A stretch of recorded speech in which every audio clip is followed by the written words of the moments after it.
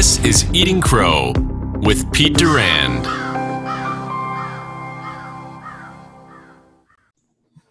Everyone, welcome to the latest episode of the Eating Crow podcast. I have, probably my mentor.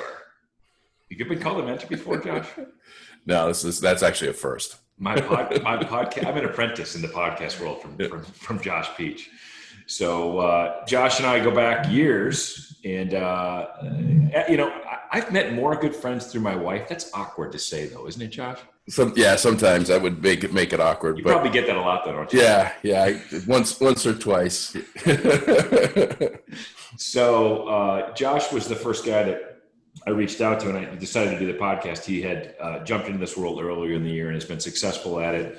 He's also a Patriots fan, which drives my wife nuts, but Josh and I are both Patriots fans. And we were talking about the sadness of Tom Brady leaving, but Josh is already over it, aren't you? Yeah, he's temporarily gone. I think he's got a good 15, 20 good years left. So after he learns down in Florida that hot heat wave stuff sticks around, he's going to come back up to cold New England and fill up his other hand with some more bling. And throw for another 5 years. Exactly. So, Josh, I've been looking forward to this, partly because I think you're a highly entertaining podcast host and should be a great guest. But, there are several things in your background that I want to drill into. I want to talk about the Be Awesome project. I think it's great. You got the T-shirt on, and the fact that you have acoustic mats partly up in your office right now says you're pretty serious about podcasting. Oh, yeah. Well, you got to, and I appreciate this. This isn't very often that I get to be on this side of the microphone. But no, the acoustic is partially for the echo in here, but it's mostly for the chaotic Captain Chaos 2.5-year-old running in the background with his little cars and devices. So this whole work from home, be at home all the time, you got to adjust accordingly. My dog is outside my doors in my office, and I'm looking at me like, why am I not in there right now? Yeah, mine's snoring on my feet, so I'm surprised you can't hear her. 140 pounds of twisted steel and sex appeal just snoring like a chainsaw. That's awesome. So, Josh, let's walk back a few years. You've been at Dude Solutions, which is, for those that don't know, an incredibly successful software company story based out of Cary, the Raleigh-Durham area in North Carolina, started by a couple good friends of ours. And you've been there kind of from the beginning, and your current title is evangelist, which I don't know that there's another one. Yeah. There's a couple out there. It was actually started by a gentleman. Well, I don't know who it was started by, but the most well-known one is, his name is Guy Kawasaki. Yeah. Oh yeah. And so he was the Apple evangelist, and he essentially started that whole role.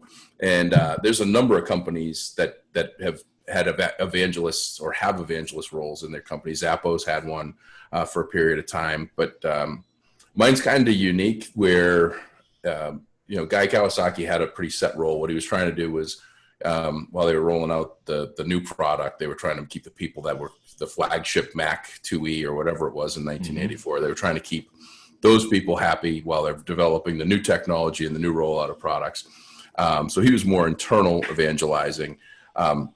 And then there's outward facing ones. And I've kind of done both, whether it was intentional or not, which is kind of unique. So I started I titled it the Ambassador of Goodwill. Yeah. I was, as you say, I think employee number.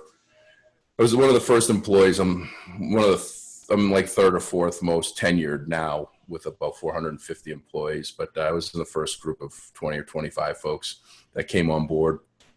And I was a door-to-door salesman for a long time, and then I was a sales manager. And then in 2014, 2015, there was a need for really a lot of outreach with clients and associations and partners. And so they developed the evangelist role, which was also known as the Ambassador of Goodwill, because I wasn't comfortable with evangelist for a little while, and just kind of grew into the role, kind of like my beard. And it's been, a pretty amazing 5 years. I've been to 42 states, I think 5 Canadian provinces. I've done hundreds of keynotes and general sessions and, tens of thousands of people in a typical year. I would get to shake hands, give a hug or a high five to. And, it was definitely a lot of fun. Before 2020, you were able to do that. Yeah, before 2020 hit, I was on a real roll. And now My beard is 163 days old, and this is the longest I've been home on any given stretch since 2002. So Wow. definitely a different experience. Not necessarily. I really have enjoyed being home. I miss seeing our clients and the people that make a difference in the world. But it's been definitely cool to be home and be with my family and my snoring pup. Well, right now, Guy Kawasaki is doing a podcast going, yeah, I really was inspired by this role by a guy named Josh Pete. Someday. That's what's happening. Yeah. I'll tell you what, he was when I first got this opportunity, I actually reached out to him, and like, he's got like 1 million followers on LinkedIn, and like, he's a pretty well-known guy. And he actually responded, and he was really helpful for me. And there was one, I actually did a day at Zappos. Yeah. In Las Vegas, and their evangelist was really insightful and helpful for me to help me, because everybody's an evangelist, right? If you love what you do, so you love what you do, your post that got the kind of all of this stuff going, that video that you did about eating crow, you're an evangelist of the company that you work for. I mean, you just speak enthusiastically and passionately about what you love, and that's what you do for work, and that's what I do. So it's kind of like, a lot of people say it, but to have the actual role is a little bit of a different, to actually have the role and do it and be it and everything that encompasses, it does take a little bit of work. Well, it's forward thinking for the dude to even created the role. And when you mentioned the amount of miles you put on the customers you've talked to, there's nothing better when it comes to customer retention than doing that. Yep. Right. And doing it in a way that people ask you back, and then having them want you to speak in front of their peers, that says a lot as well. Yeah. Well, I was actually watching a video. Every Monday I spend about a half an hour finding someone. So you might be next Monday. Every Monday morning, what I do is someone will pop in my head, and I'll look them up. I'll see everything that I can find on that person, videos, podcasts, interviews, whatever. And they're people that have touched me in my life in a positive way, but it's just to get my Monday going, reminders, what have you. So today was Joan Warren Maddox, who was our director, vice president of client services, who started and sadly left us all way too soon. Way too early. Yeah. But she had a video on legendary client support, which is what we strive for it, dude. And the video opens up. It's perfect. She's like, legendary client support is easy. And the reality is, it's true. There's very simple components. You have to care about your clients. You have to care about what you do. You have to be a team player, and you have to want to make a difference in whatever it is that you're providing, and know that it makes a difference. Once you have that formula, everything else falls into place. And that's something absolutely, dude, has been very forward thinking with all of that. Yeah. Watching the depth at which your customers leverage the product and the relationship you have with them, both from a technology standpoint and a service standpoint. And by the way, they're all good people, aren't they? Oh yeah. Your customers they're good people. They're the best. They're actually, our clients are arguably some of the most incredible. We call them our unsung heroes because they're primarily operations and maintenance professionals, and the large percentage are in education, public education, private education, colleges and universities. They don't go to work every day for the money. Like they're going to work because they have a pride of ownership, because they live in the community they work in. They went to the schools that they work in. Their kids go to schools in the places that they work in. These are the custodians that hold all the keys, that know all the kids that are crying and why. These are all the maintenance and operations professionals that are digging in, turning wrenches, making sure that people have MERV 13 filters in every HVAC piece of equipment, whether they need it or not. They're just really, I love them. I love everybody that I get the opportunity to serve and work with day in and day out. It's been an amazing, actually 23 years. I worked with these guys in a previous life, going back to 1997. So I'm the dude dinosaur and definitely been around a long time. I spent 6 years doing something similar in the law enforcement space. We supplied digital cameras and technology for law enforcement. And I had the pleasure of, crawling around cop cars with officers and helping them record video and capture video. And obviously, when I was doing that 10, 15 years ago, it looks a little different than video looks today, right? Oh, yeah. I mean, video today is being used as a way to achieve an objective. And we'll just leave it at that for now. But back then when I was doing it, every one of the police officers and by the way, there are good people and bad people in any profession. 100%. There are, right? Yep. But the vast majority of the people are good. Yep. Right? You don't go to law enforcement for the money. Yeah. These people cared about their communities. They put on that badge every day and put themselves in harm's way. And I don't think people recognize that they're actually there to do that. I mean, that is their job, is to protect them. Yeah. It's funny you say that. I actually went out to Colorado 2 years ago, and the actual statistics I might be off on, but it's either the lowest or one of the top lowest average life expectancies of an occupation is police officers. No kidding. And it's not because of being shot on the job or anything. It's actually their health. There's actually a company that provides health programs to get police officers back into better shape. Because think about it, a police officer has, if you want to make good money as a police officer, what do you got to do? Work details. So you're going to work your 8-hour beat. You're going to be sitting in a car most of the time. You're going to eat on the fly if you're lucky. And then you're going to lose more hours by working details. So the abuse your body takes, they were showing all these brutal. They were showing all these reports. It was like a healthy looking 35-year-old. When they went through all these tests, they're like, you have the body of a 60-year-old. Yeah. But I think that the national average life expectancy, and they go into knowing this, it's like 56. It's like it's not you're not getting old as a police officer. We did my fitness company would do this. We do our project for our service for a lot of trucking companies as well. Mm-hmm. And the HR people we dealt with said, look, here's the crazy thing. We don't just want our drivers to retire. Mm-hmm. We want them to retire and live. Most of them die within 5 years after they retire. Yeah. So isn't that crazy? They work their whole life, save all this money. Yeah. And they for die. nothing. Yeah. For nothing. So it's awful. So Josh, let's step back before the dude, tell me about how you got there. Tell me about where you're from. I mean, I'm curious as my dog comes squeaking into my office with me. Yeah. That's cool. No, it's a pretty interesting story, I guess. A lot of people like it. I definitely am not one that went the typical route of what someone would expect. I actually was not a scholar. Took 5 years to graduate high school, which I barely even did at 5 years. I had to test. There's some podcast right there. Oh, 100%. Yeah, 100%. And actually, my safety school was my only school, which was the local community college. Mm-hmm. I went there for just under 3 years, still considered probably a second semester freshman and under double secret probation with a GPA under 1. But I got here, amazingly, I sold a guy a cell phone in 1996. Cell phone in 1996. Yeah.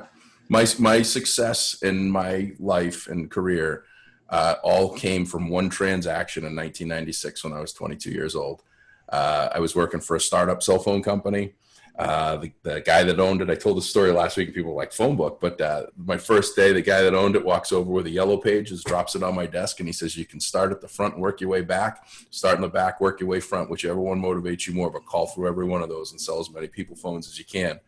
So I did that because it was my job. And the phone very rarely rang. But it was like my second week on the job, August, beautiful Boston Saturday.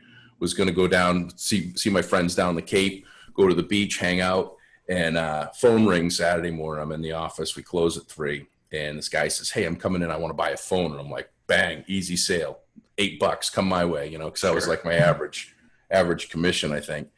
And so looked forward to it, gave me his name, gave me his phone number, so figured it was legit enough. He was late. It was 3:15, 3:20, 3:30. I'm still in the store. No, everybody else has left. He calls about 3:30 or 3:45. He's like, I'm 15 minutes away. I'll be right there.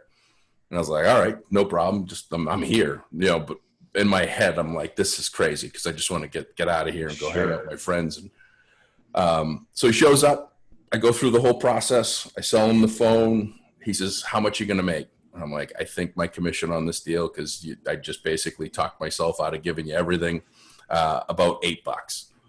And he's like, why did you stay? Why you could have left, you could have done anything. I was like, that phone book over there, that's my job. So you calling in and saying you're going to buy a phone, I take good care of you. My hope is that you're going to find other people I can take good care of and keep me out of that phone book. And he just immediately said, and I don't even know the guy. He was like 55 years old. I'm 22. It's Saturday. He shows up late. All this stuff's going on. He says, you want a job making more money? I was like, who doesn't? And he says, I want you to drive to Saratoga on Monday. This is Saturday. I want you to meet the vice president of sales. You probably know him, Bill Foster. Yeah. So I didn't know who he was. I didn't even own a suit. I had to go and buy a suit because back then you had to wear a suit for an interview. Never did a resume. Sure. Used a typewriter for my resume. Drive 3 hours out to Saratoga. Sit with Bill Foster, one of the most intimidating people that I'll ever sit with. 2.5 hours of interview, and definitely thought I failed it. I get up to walk out, and he's like, "Hey, while you're leaving, you see this gap on your resume here? It's like 2 years.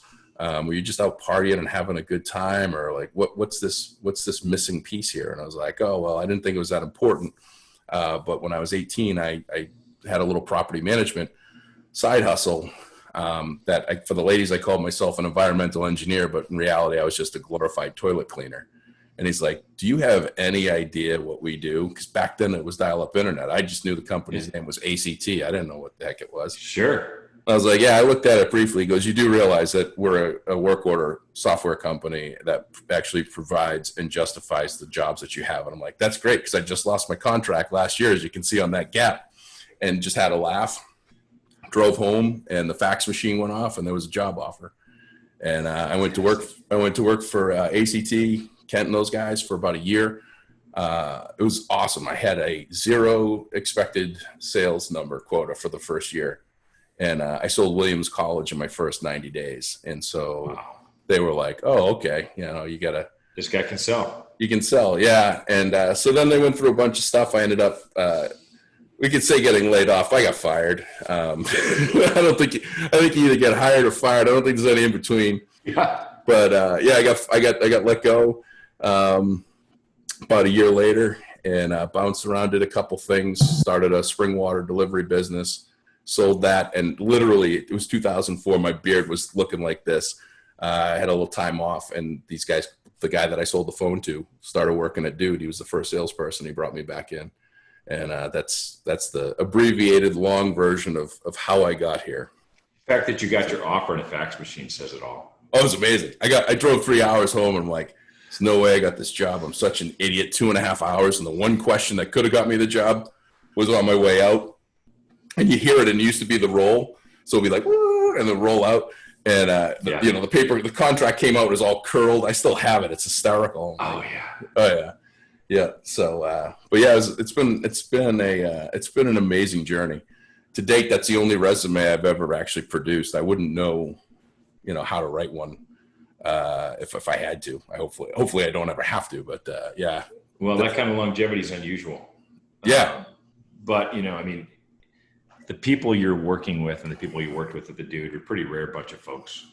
Oh yeah, yeah. No, I mean your wife was there, and that when we hire people, it's the talent is there, right? It's you see the talent, and it goes along the lines. We've been very focused, and I think I have to a point with Jim Collins' book Good to Great, and a lot of that revolves around, if you have good people, even if they might not be in the right seat in the bus, get them on the bus. Absolutely. Then figure out which seat they belong in, because good people are hard to find. Loyal people are very hard to find. I mean, from 2004 to 2014, our turnover was like nothing. Yep. Like if we had 5 people leave in a year, that was a lot. And typically they left because they were going on, maternity leave. They were moving someplace that they couldn't work from anywhere. Something. It wasn't like they left unhappy. They were. People are upset that they leave. Like there are people that left for whatever reason. They're like, I wish I never left. Well, I remember talking with Lee, and he said he realized when it became different is when he got on the elevator and didn't know someone. Mm-hmm. He said that's when things started to change. And by the way, if you're successful, you're going to go through that growing pain. You're going to go through that phase. Right. But when you stop being able to mention everybody by first name, obviously things become a little different. And when you think about your role at the dude, and then how that led to Be Awesome. Walk us through this fantastic periodic table on your chest. Yeah. So this is definitely one for the books. So I actually got I have some people that are in sales training, sales world. You and I know a couple of them, and the ones that we know are great. But I have a number of people that reach out to me that will ask me about my concepts or understandings, or, there's not many salespeople, like you say, that are in a company that are in, the $1 million ARR mark that are still selling at 100 million ARR and going through, because it's that type of sale is different. It changes, right? You're door to door for $1,000, and now your average sale is 20,000 or 100,000. It's definitely unique. So it was January of 2018. Someone that actually makes money selling sales trainings calls me up. We had a nice long talk and just asked me, what's so great about sales? And I'm like, nothing. And he's like, what do you mean nothing? I'm like, there's nothing great about sales unless you care. Like if you're just like this, because all these people talk about the money, all these people talk about, you're going to make so much money if you're successful in sales, and you're going to do this, and you're going to do that. No, you're going to be successful in sales if people are happy with you, and if people trust you, and if people like Bob are getting people to buy phones from me because I did a good job for him. And if you stand by people, you have to care. And I re-emphasize that because I'm just so over listening to the money side of things. It's absolutely the highest paid, hardest working job you can have. You can make more money than a doctor. You can make more money than just about anyone with a long college degree. It's the lowest paid non-working job. Absolutely. 100% will not deny that. But if you go into sales just primarily on the money, then it's all bets are off. You're not making anything good for yourself, the occupation, or the people that you provide the service to. So we got done with the call. A week or two later, there's an article on LinkedIn, like an independent, like not Forbes. I can't remember what write-up it was, but this person had an interview. And it was like almost our conversation verbatim, but it talked about acting as if you cared, which so many people do that. They're like, you have to at least act interested. You have to act this, you have to act that. And it's BS. You have to be all into it. Mm-hmm. So that night I was so frustrated. Amy, my fiance, and I are drinking a bottle or 6 of wine. And, bottle 1, I'm just sitting there and I'm just kind of dwelling on things. And bottle 2, it's like, man, I'm really pissed. You're starting to get clarity. Right. Yeah. Everything's coming out. Right. And so bottle 3, Amy's like, what's the matter? I'm like, I'm just so frustrated. Like I wasn't given credit for the article, which is fine. I'm not about credit.com, but the fact that so much stuff was taken out of context and put out there. And I'm just like, I'm angry. And she's like, what are you going to do? And I said, well, I'm going to write a book. And she's like, you're going to write a book? And I said, yeah, I'm going to write a book. And she's like, what are you going to call it? And I'm like, if you don't care, you don't count. A handbook for salespeople. And she's like, wow, that's crazy. That's actually silly enough to work. You must have been thinking about this for a while. And I'm like, yeah, since the 5th glass of wine. Yep. And so I started like jotting down things and got to about, March or April. And I'm like, this book is going to be terrible because like, think about it. Like you're trying to get across the idea of being positive and having a positive mindset and the reason for caring. And my stories are all examples on how people don't care. And the examples of the septic and toxic society of salespeople that are just focused on money. And, you're 20 something years old. I'm sure that I was at times in my life at 20 something years old. If I was to read that book, I don't know, I might think a little bit differently, but I might be insulted, but I'd probably just close it after like page 5 and be like, this person doesn't know what they're talking about. I'm going to get my big body Benz and drive to the baseball game or whatever. Yep. So I spent a while just trying to think about it. I have a couple of people that I consider mentors, a couple exits ahead of me. And one of them got done with a run for whatever reason. Instead of wine, it was a run for him. And he called me and he's like, I got it. He's like, I'm like, what? He's like, you've been wearing it. Because I've been wearing this shirt for a while. I have books that say, wake up and be awesome. Everything that I try to talk about is like about being awesome. He's like, the title of your book's going to be Awesome, the essential elements to kicking ass. And it's going to be all the positive stories. And it's going to be all the cell phone stories and everything.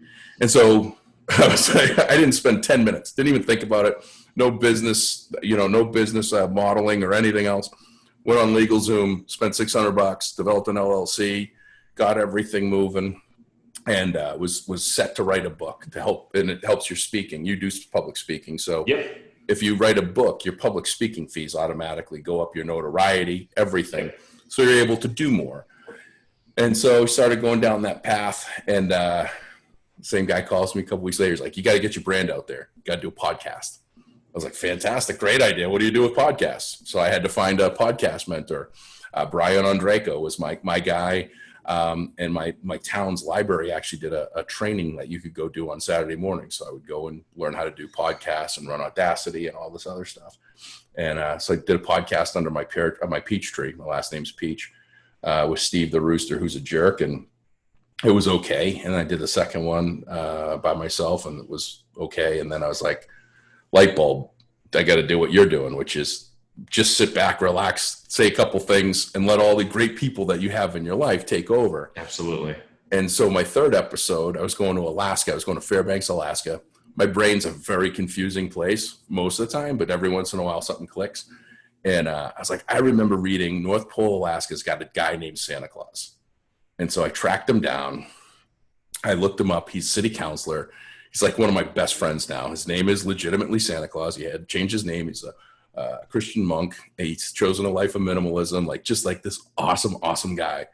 And so he was my third episode. So I had 10 of these shirts made to sell on the trip from here to Alaska. My goal was to sell them out of my suitcase. I was going to wear a shirt. I was going to sell the 10, $25 a piece, and give them $250. Yep.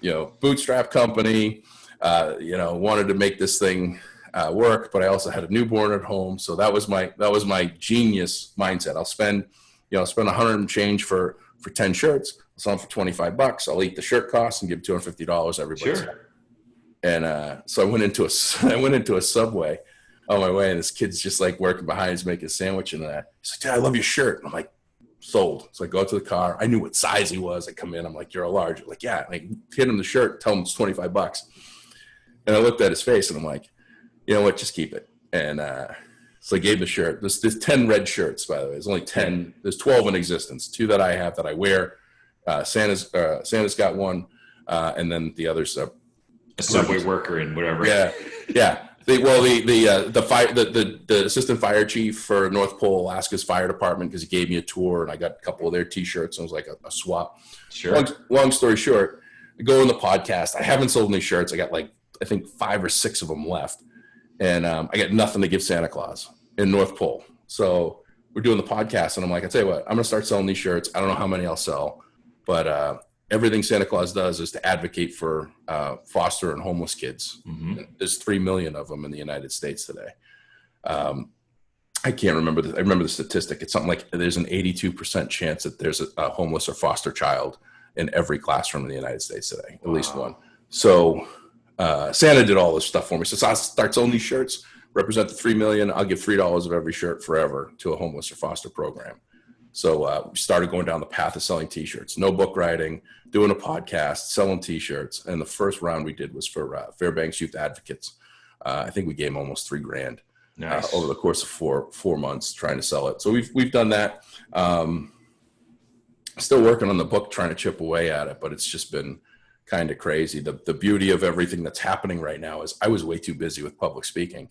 Yeah. That's not really a fair statement, but I was so busy. I was so lucky to be busy without having to put too much out there. My website, that people will see, it's primitive at best. Mm-hmm. I didn't have to do a lot of marketing. I didn't have to put together a prospectus. It was very simple. I always go on the concept that, if I can't trust your word, I can't trust your signature. So mm-hmm. if you called me and you said, hey, I want you to come do our keynote in Houston, Texas. Well, great. I'll book everything. It's going to be X amount of dollars. And I'll go, do you want a contract? And I was like, why?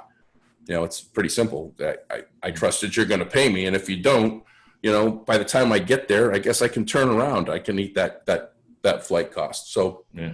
It was very, for the first 2.5 years, I didn't have a single issue. Well, I had a lot of issues, but I didn't have any issues with that stuff. But this has given me an opportunity to fix a lot that would, if it broke down the road, I don't know that I'd be able to recover. Yeah. So, but that's be awesome. How it was started, where it came from. We've trademarked the logo.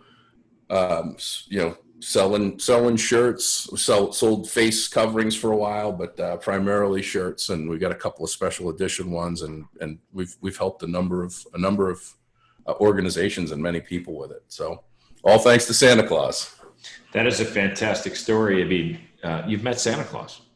Yeah, multiple times. I went up to give him the check. We went and had breakfast, and I went to a diner with him, and I had an omelet with reindeer meat, which is very uncomfortable and awkward, but he was cool with it. Yeah, that is a bit odd that he's comfortable eating his transportation. Oh, he didn't. I did it. I don't think he's a vegetarian, but he definitely doesn't eat reindeer. Yeah. But he's one of the most solid humans you'll ever meet. Just like fascinating. You just sit here and listen to him, and like, if you were to imagine Santa Claus, I'll send you a picture. It's amazing. Like, he legit fills the bill.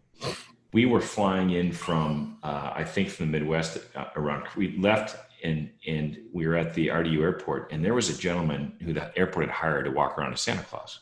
Yeah. This guy wasn't just, he believed 100%. Yeah. His outfit, $2,000 minimum. Yep. Easy, $2,000. His boots were real handcrafted leather made in some boot shop somewhere. Yeah.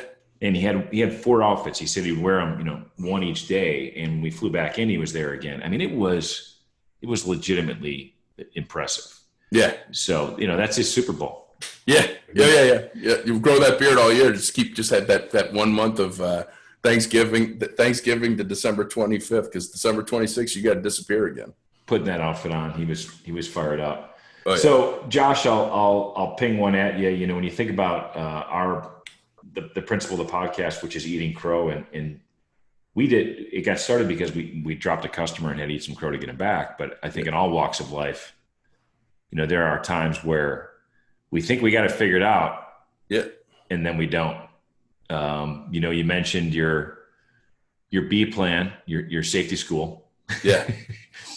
What was it that caused you to rethink the A plan and go into the safety school? What was that? Oh no, there was a safety school. It was the same school. I only got into one school. I went to apply to a couple of colleges. I had the school principal, Duncan Oliver was my school principal, and he was the only person that believed in me. We had this thing called sessions. Mm-hmm. It was detention, but it was called sessions. You had to go to the cafeteria, and you played the number game, which you got to pick a number. And if you picked the right number, you clean the cafeteria. And when you were done, you could go. So you could do it in like 10 minutes and you were out, opposed to sitting there for an hour.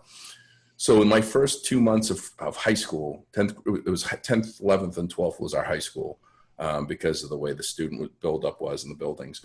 My first 2 months of my first year in 10th grade, I had accumulated so many sessions that I couldn't play the cafeteria chair game.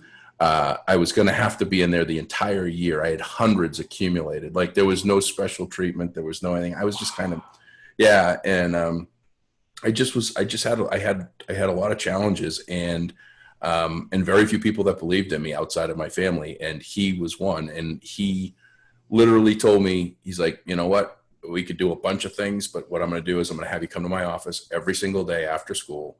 And you're going to spend an hour and you're going to do your schoolwork. You're going to do your homework, because you're obviously not going to do it at home. You're going to figure out a way to get out of it. You're going to, do whatever. You're going to come to my office, and any day that you can't get a ride, or you can't ride your bike, because I live 6 miles home from my house, but I could ride my bike if I wanted to. Yeah. I'll drive you home, which was like 10 miles out of his way to go home himself. And wow. Yeah. And so he wrote me a very nice letter kind of explaining my situation and considerations, and to give me an opportunity. And I sent the first application out, and, obviously it immediately came back and was like, no, you're good. It wasn't even like I was just talking to my buddy about this. It was UMass Amherst. Like, it was called ZooMass. Like, it was just a party school. Like, anybody could get there. It was like a bunch of people, and it was like, they were like, no, you're good. And then I was like, I think I got a 660 or 760. 760 was the tops. I'm fairly certain it was a 660 on my SAT. And you get 500 for your name. Like, I don't even know where they found that other 160 or 260 points, because I know it wasn't me. I was just doing guesswork. I don't even think I bubbled in half the stuff. So yeah, so I gave up once the school, once the school that I think everybody that applied to in my grade got in and I didn't. I just was like, you know what, school's not for me. I'll just go to community college, and I'm glad I did, because I would have been wasting my money or my parents' money or whoever's money that would have paid the tuition. I would probably been still paying off student loans, and would have gotten the same result. What changed in your outlook when you took the job selling phones that said, I'm going to be driven and successful at this? What was it? Yeah, my drive for success was never my drive to be successful was never something that I didn't have. It was something that I didn't position in the right way. So school wasn't fun for me, but school was great for me because I sold. When I was a kid, I used to go and buy candy and jelly bracelets and whatever else and sell them out of my locker. I mean, I was making money when I was in grade school and high school selling stuff. I was always selling things. And I was always interested in success, but I just didn't. It's not to say that I don't ever want to say to someone, I have full expectation and hope that my sons go to college. I think that the experience is something they should have. I think that the relationships that they can build is something great. I hope that in many aspects, the education system catches up with us, because life is moving very, very fast and education isn't. I would agree. As far as a lot of that stuff goes. So, but I would encourage my kids to go to college. I wouldn't say, follow in my footsteps, because it ain't an easy walk. But I've always wanted to have a level of success, but it was measured in periods of time in life. It was always measured differently, right? When I was younger, it was always measured by money. And today it's measured by making a difference. And you still got to make money, because without margin, you can't accomplish your mission. But, so, Josh, a couple things strike me. Have you been in touch with that principal? Yeah. I actually invited him. So I graduated in 1994, and I hadn't talked to him until 2016. And, 2015. It was during the polar vortex. I tracked him down, and I called him and I invited him for I would pay for all of his expenses if he would come down to Charleston, South Carolina, to have me so I could deliver a keynote. And he said, thanks, but I'm not doing a lot of traveling and I really appreciate it. And I talked to him for about 20 minutes, and I thanked him, because realistically I knew I was probably never going to see him again. I probably may not ever talk to him again. And so I wanted to make sure that I got everything out. And so I just said, thank you, that all of what I am or what I've done or what I hopefully will do. A lot of it is thanks to you and your belief in me. And he said, I always believed in you, and I always knew you could accomplish great things. It just took you a little longer to figure it out and catch up. And that meant a lot, and you knew that with the conviction in his voice, even, 20 plus years later. Sure. He remembered me. He remembered me in his office like it was yesterday. So yeah, no, I've gotten to talk to him once, and I've invited him, and he said if I ever have a gig close to his home that I should give him a call, and I haven't looked him up in probably a year or two, but I think I probably am due a phone call to him. It's great that you did, and it doesn't surprise me that you did either. I mean, when you have people in your life that make an impact, you want to make sure you continue to let them know. Yeah. You mentioned the college thing, and I've got two that have gone through, one that's on his way and is a freshman this year, and I think it's going to be an incredible debate over the next 10 years, how people can try to justify the value of the college education. Yeah, 100%. Because like you, I'm not, with all due respect to the college system, I don't think any one of my kids came out of there more intelligent or smarter than when they got there. Right. What they did get was a social education. Yeah. They learned how to deal with people at their best and their worst. They were away from home and on their own, had to figure it out, still in a pretty nice environment. Let's be honest. Colleges are not what they used to be, but the actual knowledge you obtain is highly speculative. One of the best people I'd ever had working on a team with me, this is, 25, 30 years ago, was a guy that didn't have a college education. And when we were interviewing him, all of his competitive candidates did. And they said, why do you want to hire this guy? I said, you recognize this guy has 35 rental homes. and a complete business. He doesn't need to be working. He just likes the technical challenge of this. He and his wife run the other business. He's more wealthy and more successful than anybody in this building right now. He should be interviewing us. Mm-hmm. And I said, he will, by the way, he will figure out how to get this done better than anybody. Right. So I struggle at the price point, whether it's worth it. And hopefully it's going to take a groundswell of a movement for into the challenges is nobody wants to be left behind, right? Nobody wants to be the parent that stands up and says, hey, I'm not sending my kids to college because I think it's stupid. Yeah. They're going to go do this. It's the fear of missing out. Yeah. Well, I mean, I don't know if you ever saw this video. It came out in like 2006 or 2007, and you just search YouTube and it's Shift Happens. Yeah. Oh yeah. So, they were doing comparisons of like, if MySpace were a country, it would be the 13th largest country. Nobody even knows what MySpace is. Mm-hmm. if you're under the age of 25. But what they said back then in 2007 was that the majority of kids that go to start college today, the career that they're training for will be obsolete by the time that they graduate. Yeah. And so I believe that college has a place for a certain group of different degrees or specialties. But I think that hands-on training, I think that we're going to see a shift in technical schools and learning. Oh, yeah. Electricians and carpenters and plumbers can't find them. These guys are making $150,000, $200,000 year one doing apprenticeships that doesn't cost college tuition. I love education. I love the education system for a number of different reasons, but I see these kids, and I lecture to some colleges. I'm very lucky that I lectured at the Wentworth Institute of Technology a couple times a year, sometimes for the last 7+ years. I see these kids coming out with massive debt, or their families in massive debt, or their families spent their retirement so the kids could go through college, and the guilt and the anxiety and the stress and the reality that the job world for these kids, it's hard. Like I wouldn't want to be 22 right now. Like, think about being, this whole COVID thing and everything that's going on in the world. You really have to put a hat on for every person of every age and every place, because it's different. And I wake up sometimes and I go, if I was 22 years old, just learning about what the world is like, being an official taxpayer out of college and all this stuff, I don't know how I wouldn't be anxiety ridden every day. I mean, I tell people that it's not good fortune, but in my career, in my life, in my work, professional career, I've gone through Y2K. You try talking to somebody that's under 40 right now about Y2K and the hell that brought on. Lived it. Yep. Yeah. 9/11. That was huge. That was, life-changing personally, professionally, everything. Yeah. MARS, SARS, swine flu, Ebola, worst recession of all time. Like for me and you, we've had a lot of prep to be right here, right now, and realize that at some point we're going to get to the other side of it.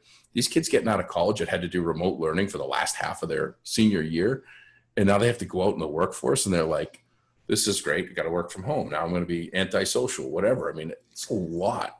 We just onboarded 2 new salespeople today. Unfortunately, our head recruiter and 2 of the people at the team she's going to be on and that they're going to be on, and our VP of sales are in the office with them, socially distanced in a big conference room, while they video in the rest of the company. So it is going to be a very strange world. My oldest son interned in commercial real estate the summer before his senior year and had a great time, loved it, loved seeing things built and developed. So he accepted a job. They offered him the job, and they gave him 2 comp packages: salary with a certain percentage commissions, or 100% commission. And then it's really how you make your money. And at the time, they're all like, that's the path you got to take. Go for the big risk, do whatever. Right. Graduation January, COVID hits in March, and he's like, I'm probably in the worst profession you could have. Yeah. During COVID, nobody's in offices anymore. And he's grinding, he's learning, he's pivoting, he's trying to adjust as they are. But you're right. It's a lot to wake up in the morning. He's got college loans, and he's looking at it going, how am I going to handle this? Yeah. When he gets through that, which he will, he will be bigger, better, and stronger, and he will be way better than most. And he'll be better than the people that took that comp, variable comp with the salary. Telling him that now, I wouldn't stand within striking distance saying that, because I'm sure that's not necessarily the way that you feel. But this whole COVID thing, I've screwed up. Be awesome. I mean, I just basically screwed everything up on March 16th, and in working through it all, even today, it's like, well, on the other side of this, I'll have a lot less mistakes I might make. I've collectively made all my mistakes in a really small amount of time, and I'm definitely documenting them so that I don't make them again down the road. But you'd be amazed at how much you come out of it. And the most important thing, you're gonna have a story. Like that's the biggest thing. Like nobody cares about when you're successful. Like nobody cares about, having a nice car and a big house and a boat and a plane and all that stuff. You know what people care about? People care about when you're digging and you're grinding and you're sleeping on your buddy's floor when you're in a startup because you can't have a hotel room when you got to go, you got to go to the office. I was talking to Pat Buchanan the other day, who I think you know. Yeah. And for the first 4 years of Dude, when I would go down to the office, because I'm in Boston and they're based in North Carolina, I was living on his living room couch. Like there wasn't an option. And that's the stuff like that you sit there and you go, that's what got us to this success piece that everybody wants to hear about. Nobody wants to hear about, all the stuff that's easy. They want to hear about the challenge. They want to hear about the grind. When I was trying to land GS GlaxoSmithKline as one of my first customers at Rival when I started my fitness startup, they called me on a Sunday night and said, hey, we got you a meeting at headquarters in London tomorrow morning at 7 a.m. I had a PowerPoint, an alpha, but not even an MVP software product. Had shot the first amount of videos, had $211 in my checking account. I had a couple $100,000 in credit card debt that I used to fund all the operations up to this point. So I called my brother and I said, Dave, I can't flip. I need you to buy me a plane ticket so I can fly to London tomorrow morning. And I landed in London and we had some friends from a previous career that lived there. And so I told my wife, Julie, I said, Julie, I have $200 in a checking account. You can't buy toilet paper today.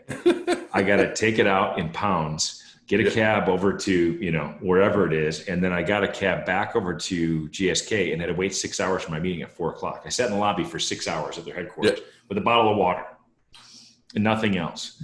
Got the meeting, showed them the product, said, this is fantastic. Love this product. But we don't do business with startups. Come back to us in 2 years. You couldn't have told me that on the phone? Yeah. And then they said, well, now let's go to dinner. And I'm like, well, I know I'm the vendor here, but I can't take you to dinner. Yeah. And they're like, no, we got it. We're going to go to dinner. So I went to dinner and I told my cab driver, he gave me his phone number. I said, look, just meet me here at this time. I have 43 pounds left, whatever it was at the time. And we got done with dinner. Like, well, thank you very much. We still love it. We want to follow you, see what's going to happen. Where are you staying tonight? Now, I said, I'm staying out by the airport. Yeah. I was staying at the airport. Yeah. I took the ride back and I slept on the baggage scale in the airport from 11 at night till 7 or 8 in the morning with my bottle of water, got back in the plane, didn't eat, did anything, flew home. Yep. And I said to my wife, I said, we're going to get them. And 8 months later, I launched a pilot in 6 countries and 6 different languages of the platform. And it was wildly successful. Yeah. But those are the stories, right? Where you, you got to do it. Oh yeah. The sleeping at the airport stories is great. I mean, those are, I slept at Newark airport on my flight back from interviewing with Dude. We ended up getting stuck there and they were going to keep us there for 6 hours. And I didn't want to spend the money for a hotel because I knew I was going into a startup that I was going to make significantly less. I'm like, I'll just sleep on the chair. And what was funny was years and years later, it was like two years ago, I'm traveling with a sales rep, great guy, Matt Leitner. Buzz. Oh, I love Matt Leitner. Yeah, Buzz is the best, right? So yeah, he's awesome. So we're going out to Denver and we're connected in Charlotte and got him because of my travel. I occasionally get upgraded and the people that fly with me get upgraded. So he gets upgraded. He's all excited. We get to Charlotte. High likelihood we're not going to get out. And turns out we don't. It was a complete calamity of errors. The hotels were oversold. We couldn't get in a hotel. Nothing was working. So we end up back at the airport at 1:45 in the morning for a 7:30 flight. I'm like, well, I guess we'll just find some space to sleep in. And I'm laying down. I got nothing. I'm just sitting here miserable on the carpet at Charlotte Airport. He goes in his bag and he pulls out the American Airlines blanket. I'm like, what? Where did you get that? He goes, you think I didn't think we were going to be stuck here? I want to be prepared. I got one of those nice first class blankets. I'm sure they won't mind. I'm like, dude, how's this work? I get you the upgrade and you steal the blanket. It's lightning. By the way, it's so not too. He's such a docile, nice guy too. Oh yeah. Well, I mean, he knew something I didn't. Well, he worked for me at Rival for a while, and I was running with him, and I actually did a blog post on LinkedIn called Chasing Lightning. Yeah. He wrecked me. Yeah. I could not hang with him. Yeah. He's good people. He's good people. You want to know something? You tell that story, and what's amazing is, and what kind of always attracted me to having, I have like a no jerk policy. Like I don't have any jerks in my life, and I only have best in breed quality humans that I want to spend any time with, and I typically can find that pretty quickly. And again, it's the success of who you are and what you are and everything is irrelevant to the person that you are. Yep. And I can remember a time early on, and I can't remember, but I know you were having some challenges with Rival that would put stress. It would put a 10,000 pound elephant on anybody's back. And I can remember one day calling you. This was probably 10 years ago. And it was just like, hey man, how's it going? You're like, every day is a great day at Rival. And granted, it could have been the worst day in the world. Like you could have had every loan called in. You could have anything. Yeah. But you were genuine. Like you always do whatever you can to make it a great day wherever you are. And that's something that's very, very rare. Well, Josh, you do the same. And it's good to have good people on the program. Yeah. I love your story. And we could go 2 more hours just on having good people in your life. Yeah. And we should. So I'll return the favor and go back on Be Awesome, and we'll talk about awesome people. Yeah, no, anytime you got an open invitation, I think that the other side of the coin, I get to listen to you for a while, and we could tell stories. I just had Stolhansky on. How was that? A couple of weeks ago. That was great. He just went out to what's the P90X guy's name again? Tony Horton. Tony Horton. Yeah, he just went out to Tony Horton's house and did a P90X program with a handful of people. Socially distance. Yeah, he's in great shape. He is in good shape. Stolhansky's in great shape. But yeah, he's got a whole bunch of stuff going on, keep him busy. He was the reason he was one of the inspirations for me to start Rival. Really? Because when I did P90X in Adair back in 2008, and I saw Stolhansky in it, and I kept on telling people, there's a guy with one leg in this video. Yeah. And this crap is hard. Okay. Yep. And I used to tell people all the time, if you have all of your limbs in digits, you inherently wake up every morning with an advantage. Yeah. And there are people with none of the above that still wake up in the morning and think they have an advantage. Just put your head in that place. Yeah. So he was one of the reasons I would use him as an inspiration all the time. Yeah. Well, it was interesting because when I brought him over to Prevo's house that night, and you literally legit lit up. I was like, I didn't know you were a fan of Super Troopers, and you're like, oh my God, P90X, and you just bent his ear, and I'm like, wow, that's pretty wild, like that. But that again, that inspiration, that motivation of someone like, and I asked him that, I was like, do you have a lot of people that reach out to you and are like, hey, you're an inspiration? He's like, I don't, not really. I don't have like letters coming in the mail, but he's like, yeah, people do. He does make a difference in people's lives. He's made a difference in my life. I think I drove him back to the dude or the airport, and drove back to the airport, and he was laughing because I'm in the car like, oh my God, yeah, I was so excited. Yeah, it's like, calm down, buddy. Meanwhile, I parked my rental car in the bushes at the DoubleTree the night before because they didn't have any parking spaces, and I wasn't sure I could find it. So yeah, you definitely helped me out. It was that. So yeah, we came back from Prevo's house.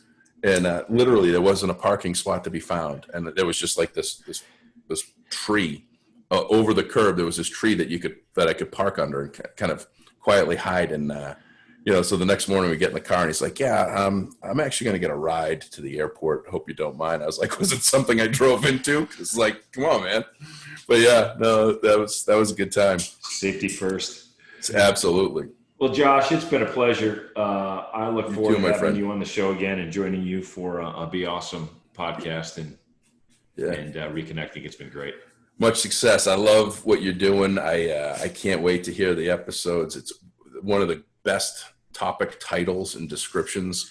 And for someone that's got an episode 0 and already have 4 ratings, you're better than like 60% of the people out there already. So congratulations. Well, thank you. Those 1 stars mean a lot. Yeah. Well, you have to do this. you got to tell people the difference between 1-star and 5-star. You got to make sure that 5-star is the best, 1-star is the worst, because you'd be surprised. Some people put 1-star and then they give the most glowing review, and you're like, what are you doing? Like, it's like an Uber rating. I need a good Uber rating. Yeah. I gotta get to that 5. I'm like, I'm a 4.9, and I'm like, who did I offend? And by the way, people shame you when you're under a 4.9. They're like, shame you. Oh yeah, they shame you. Yeah, and they question if you're a 4.8 whether or not they want to pick you up. Yeah, exactly. People aren't asking me, what I do for a living now. They're just asking me to pull up my app and show them my Uber rating. Yeah. We're going to go ahead and we're going to skip all the formalities. Where are you on the Uber rating? Because it tells you what kind of person you are.